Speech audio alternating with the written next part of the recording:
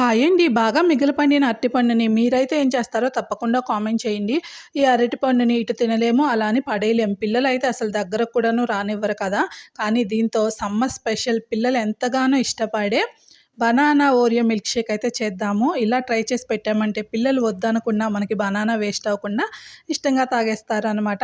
ముందుగా 2 బాగా మెత్తగా పండిన బనానాస్‌ని మిక్సీ జార్‌లో వేసుకొని 2 ఓరియో బిస్కెట్స్‌ని కూడాను తుంపి వేసుకోండి. 4, 5 కాజులు అలానే 3, 4 టేబుల్ స్పూన్స్ వరకు షుగర్ కానీ, బెల్లం కానీ వేసేసుకోండి.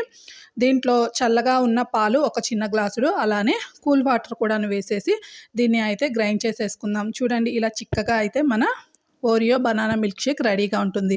పైనుంచి కాస్త చాక్లెట్ సిరప్ ఉంటే వేసేసి ఒక ఓరియో బిస్కెట్ పెట్టి పిల్లలకి చల్లగా సర్వ్ చేసామంటే ఈ సమ్మర్‌లో ఎంజాయ్ చేస్తూ చాలా ఇష్టంగా తాగుతారు.